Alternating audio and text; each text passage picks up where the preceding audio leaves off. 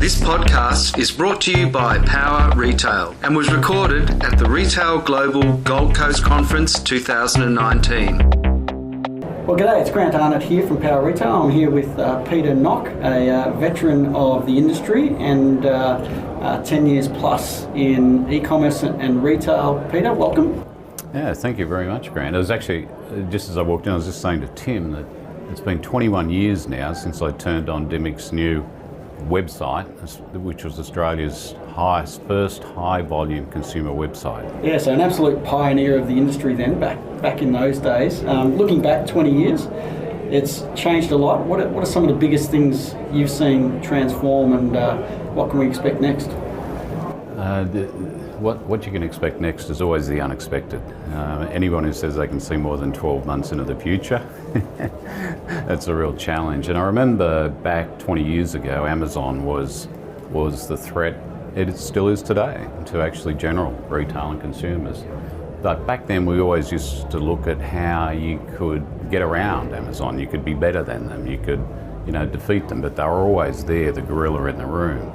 These days we've learned so much off Amazon, and one of the benefits of them coming to Australia is, especially in that last mile logistics, just the improvements we've seen over the last 2 years alone has been incredible. So what the future holds in that is going to be good for all retail businesses. Yeah, it really has catalysed a lot of improvement in customer experience across the board, hasn't it? So if Amazon's setting the benchmarks, it's good to see retailers are rising to the challenge, which benefits both consumers but also the retail pie. We heard from Australia Post yesterday, it's now e-commerce accounts for 10% of total retail volume and rising. So it's just amazing. So those first few years it was just nothing.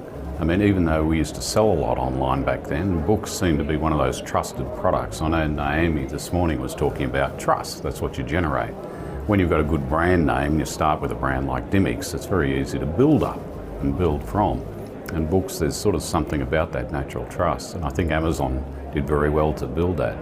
So they went from very small volumes to the sort of volumes they are today, but even exponentially in the US. It's really only been 5 years for those volumes to go from around 30 billion to now well over 200 billion. And the same in Australia, that sort of growth, 10% of all retail. It's pretty incredible.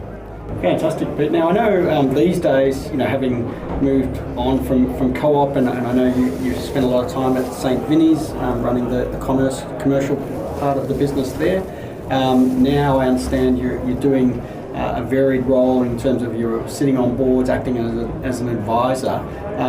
What are some of the hot things that you're seeing at the moment? What have you really got your eye on that you believe is happening and interesting in the e-commerce space? There's two key things actually, and people are actually looking at, what is the next thing? What is the actual right move that I need to make? And so people are always keen to talk to you about and want to understand, well, what is the next step I should take? Well, it's really challenging depending on the type of business you are. And one of the key issues that they have is technology is moving so fast. You look at the P&L, cash flows, and how you balance out the investments. And some of the bigger businesses have got to take a real hit to the P&L because of that technical debt that they already have. And that's a real concern. So they take it to the board, the proposal, well, we need to do this and that, but they also need to take a big write-off in the first year. And when people are looking at 3 months and 6 months reporting, and then you get to annual reporting, the nervousness around doing those sort of investments is understandably tense, especially if you're a public business. Very difficult to get away with that sort of stuff unless you're Amazon. Right. Just keep spending money because everyone's giving it to you. Just keep going, an effective zero cost of capital, perfect business. Amazon aside, so it is being able to utilise all of the technologies that are out there. And as we're seeing here at Retail Global, there is so much now that's just packaged for you that you can easily just assimilate with and move into very simply. Yeah, it's a solution for just about any business need now, isn't there?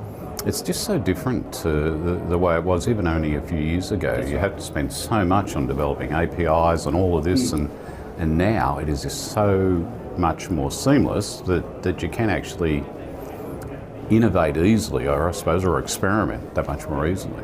Yeah, that's what I've really noticed too. Like the ecosystem has become much bigger, but much more comprehensive, and particularly with software as a service platforms for just about every conceivable business need when it comes to digital commerce versus having to bring in a team to build it yourself. So it's made those barriers to entry lower, but it's still a struggle, isn't it? Like it's still more competitive than ever. What are some of the things you see where people can break out from the competition? We look at what's happening in the local market. We've got marketplaces, which you mentioned, not only Amazon, but you can look at the rise of eBay and Catch and the Iconic and others. Also, the buy now, pay later space seems to have acted as another stimulus to online shopping. So what are you seeing as some of the big opportunities, I guess, for retailers this year? What's really interesting is the way consumers have taken to buy now, pay later.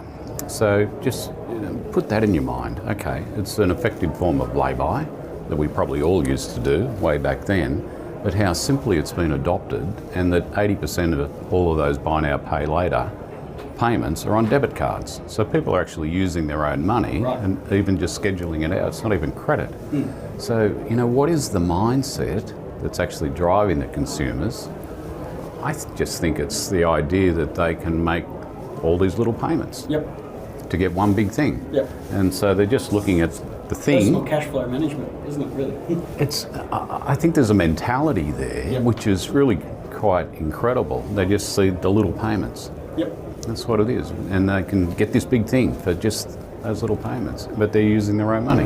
Yeah, and it's amazing, in the short space of time, largely driven by Afterpay, is how it's become a part of the consumer consciousness that the expectation is that you have a buy now, pay later option. It's just another payment type that's common as using a credit card now. It's just got to be there and amongst the options.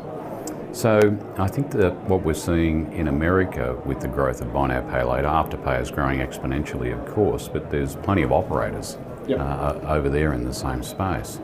But it's that ability to connect with people and give them that mindset that they can have it now.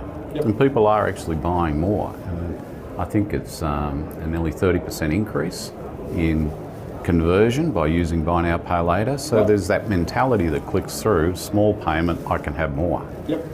And that's what's driven this business. Now, whether we're coming to a peak on that, I don't know, but it can't just keep going like that. People can still only spend so much, they still only have the same amount of money in their wallet to effectively use. It's not so much a stimulus to overall retail, but it's certainly a stimulus to the e-commerce component, and that seems to be bearing out. Yeah, it has. And the interesting thing of being at Vinnie's, I probably was starting to see the outcome of that. So Vinnie's, it's really interesting. About 10% of what's donated to them is basically new product, and over half of that product is textiles in the way of fashions, and 80% of that is women's fashions. So the same millennials that will come in and buy really interesting T-shirts and things from us are also donating fashions, and if it's fast fashion, there was very little you could do with it if it was already used and washed. It was hardly good for even an industrial purpose. But what we noticed were people were bringing it out of 5 items, 2 of them were new. They just bought them because they could, but they never wore them. And so they recycled them back through Vinnie's or Salvos, and then the process went on. So again, that mentality. I can get it now for this little, and I'm going to help somebody else with it, and I feel better about doing all of this. I know I shouldn't be buying so much fast fashion, but I'm helping somebody else. I'm helping a homeless person if I do this. So just fascinating. So again, where does that all go? I don't know, but it can't just keep growing. Pete, all very insightful. Thanks for your time today, and thanks for being our first podcast at Retail Global. We look forward to getting this on the air. Thanks, mate. Thanks, Grant. No, terrific.